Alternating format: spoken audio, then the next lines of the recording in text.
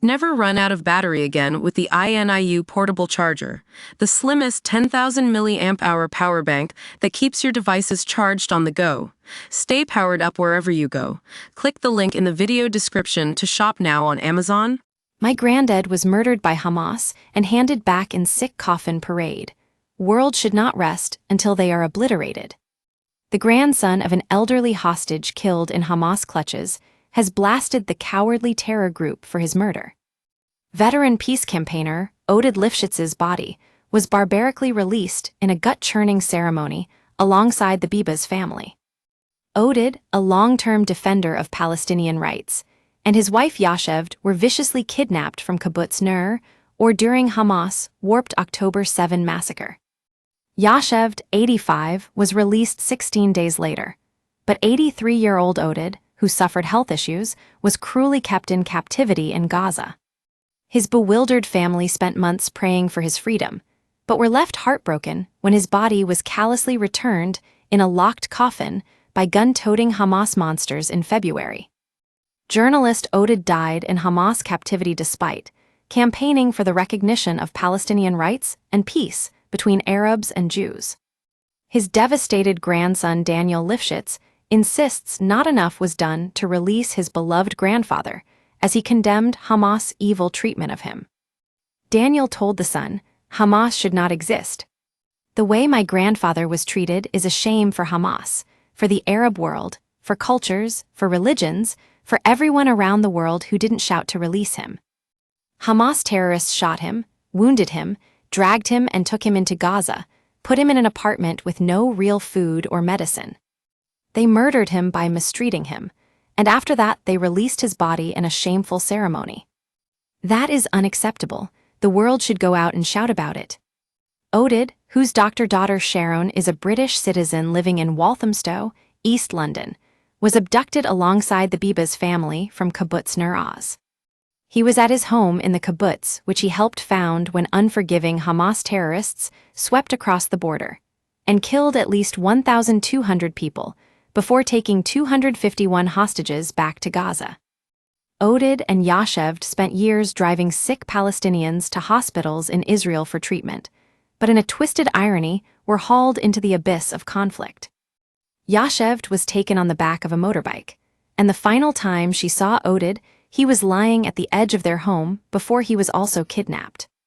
While Yasheved returned to Israel 2 weeks later, the world waited with bated breath for news on Oded as well as Shiri Bibas and her 2 young children, Ariel and Kafir. Warped Hamas officials claimed they were all killed in an Israeli airstrike without any proof. Hopes, father of 4, Oded, and the Bibas family were still alive were shattered when Hamas revealed their bodies would be released in February during the ceasefire. After 503 days of torment, Hamas handed over 4 coffins containing what was supposed to be the bodies of Oded, Shiri, Ariel, and Kafir. In a vile twist, one coffin held the remains of an unidentified woman rather than Shiri's. Her body was released separately after. According to the National Institute of Forensic Medicine, which identified the hostages' remains, Oded was killed in captivity more than a year ago. A female hostage held with Oded for several days before her release told how after 20 days the peace activist was dragged out of the room after he fell unwell. Since that moment, his whereabouts became unknown until his body was released last month. Daniel, a former goalkeeper for Israeli football clubs, said, "Instead of taking him to the hospital and making sure he's fine again and releasing him, they left him to die miserable and alone. It's a shameful situation. I think absolutely nothing was done to release my grandfather. I put my blame on the international community, on the administrations that were weak and not powerful enough to call on all the Arab world for the release of the elderly, the women, and the children. All the civilians that should have been released after 2 weeks maximum. They should never have been there. They should have been released after 1 or 2 weeks maximum. Then my grandfather would be here, Shiri Bibas and the kids would be back here. We have to call and shout, and kill the image of Hamas around the world, and stop this diplomatic jihad going all over." Daniel said his grandmother Yasheved has recovered physically from her ordeal, after telling how she had been through hell in captivity. He added, "My grandmother, she thought her husband, Oded, was murdered on October 7.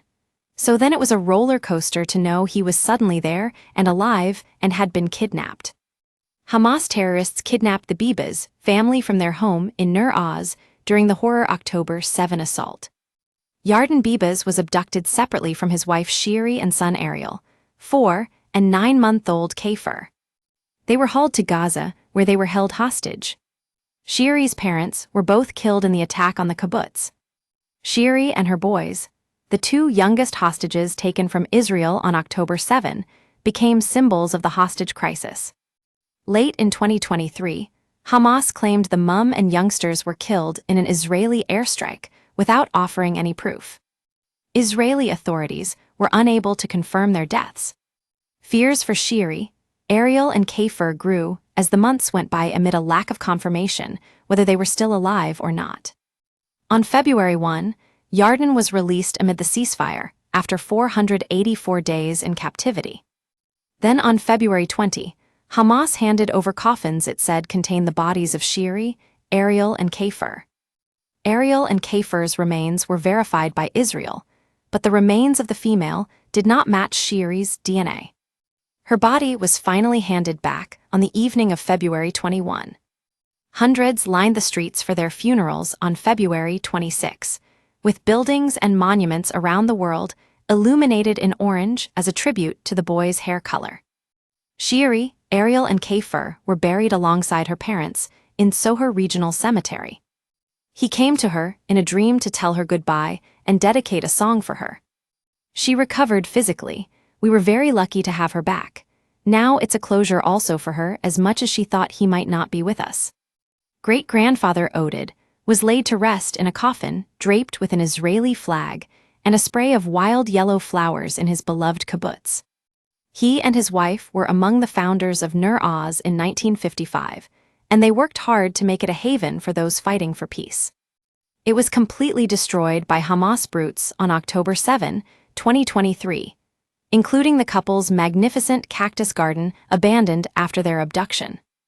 Heartwarmingly, dozens of volunteers rallied together to rehabilitate the garden as a symbol of solidarity and hope.